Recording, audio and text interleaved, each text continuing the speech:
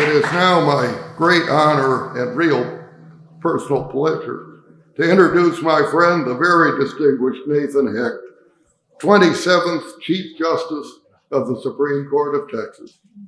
Chief Justice Hecht has been elected to the Supreme Court 7 times, beginning in 1988 as a justice, and most recently in 2014 and 2020 as Chief Justice.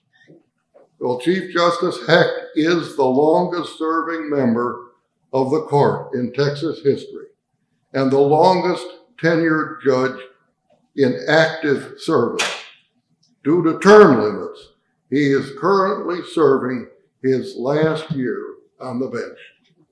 Well, Chief Justice Hecht is a longtime, tremendous voice and advocate for access to justice. He's been a strong leader in helping courts around the country identify new and innovative practices for delivering justice.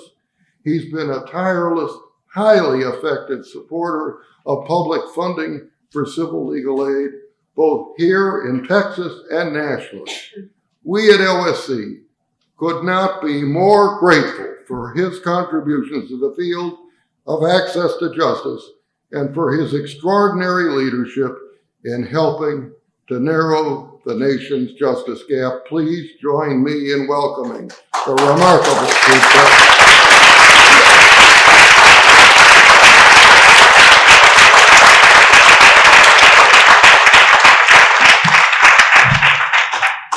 Thanks very much. Thanks, John. Welcome to Texas.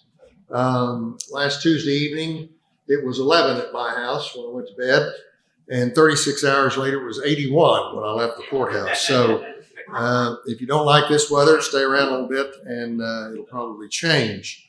We're glad to have you here, and particularly the cause that brings you here. We're pleased with the efforts that have been made by so many people in the audience, by our Access to Justice Commission, the Foundation, leaders in the bar for many years to strengthen the cause of access to justice in Texas. It was already a priority when I came to the court 35 years ago. Bill Whitehurst and I were talking earlier about IOTA being in its beginning years and the efforts that were being made back then to try to push forward access to justice. And we didn't really, I mean, when I look back on that period of time, I think we knew the problem was big. It was big back then, but we didn't have a very strategic way of approaching it. We were just trying to do the best we could with every resource we could glom onto. We worked through the bar, and the bar's always been very supportive. And then 15 or 20 years ago, we began to look at ways that we could make a bigger difference. As John says, and there's no denying this, the justice gap is huge, and it's an embarrassment to the justice system in the United States that it's as big as it is. But we continue to work on it, and we've done made some progress in Texas. Frankly, we divide up on our court the administrative responsibilities that we all have, that the court has, and ask one of our justices to be in charge of it. For a long time, I was the liaison for access to justice. Now, Justice Brett Busby, who my colleague, is in that role.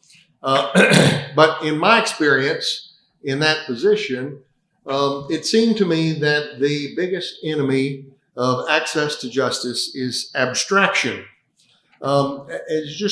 It's amazing to me.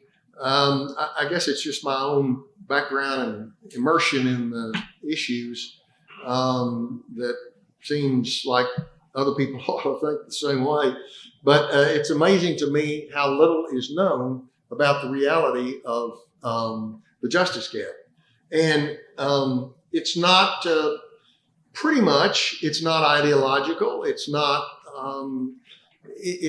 a policy choice that's been made. It's just kind of dies for lack of a second. And almost always, when you put a face on access to justice, when you actually bring somebody in and have them tell their story, then it persuades a lot of people. I remember years ago, we asked a woman, a client, to come in and testify or give statements. She didn't really testify before the legislature during a recess.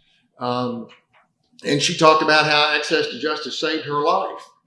And she turned to me while I was standing there and said, "You go tell the judges on your court, they saved my life." Well, what are you going to do when somebody says that? It's very powerful and helps to help people understand the importance of it and why we all work so hard at it. It also requires something that we're not very good at these days.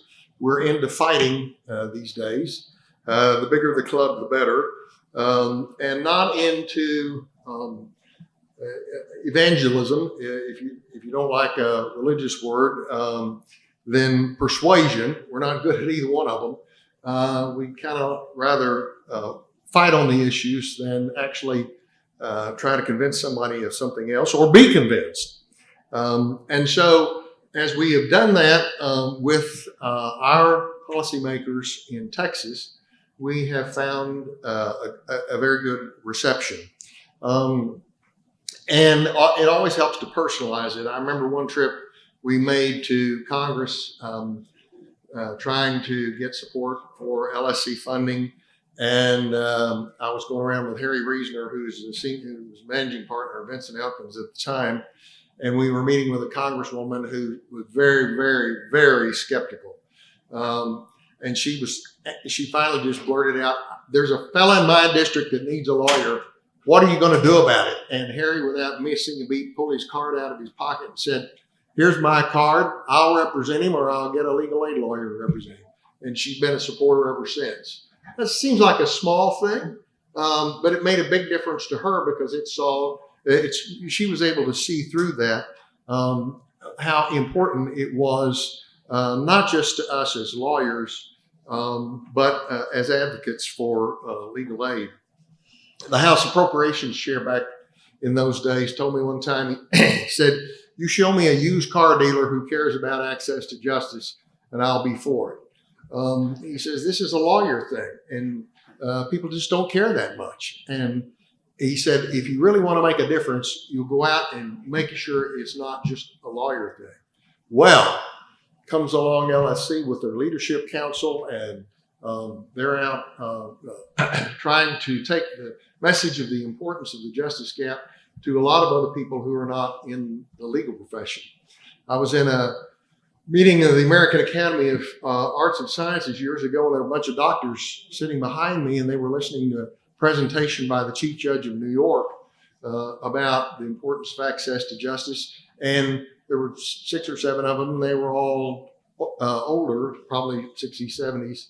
And I could hear them whisper, and they said, "We just had no idea. I had no idea this was the case." And then the second thing they said, while I was eavesdropping, was, "Why do the lawyers let it get like that?" Well, why indeed? It's not for a lot of work on the part of so many people that are here. It's not for one of initiation, trying to find out better ways to do it. We're experimenting with kiosks here. Other states are doing that, trying to figure out better ways to train lawyers, better ways to meet with clients, all of that kind of stuff, all of innovation to try to make the offer of legal services easier and more effective and not political. So we have, you may have heard, a fairly conservative legislature. No chuckles there, as I thought there might be.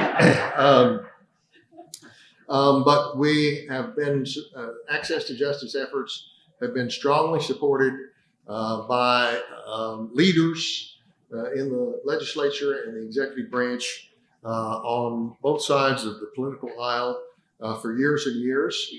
And I think when I go over there all the time on these issues, I just don't sense any kind of political view of this as, oh, well, here, this is on this side or this is on this side. It should be more political. I just really don't see any of that. We have a fairly conservative lieutenant governor, Dan Patrick, and he's president of the Senate and pretty much in charge of finances over there. They have a structure, but he has a lot of say in it. I went over a couple of years ago to ask him for legal aid for veterans.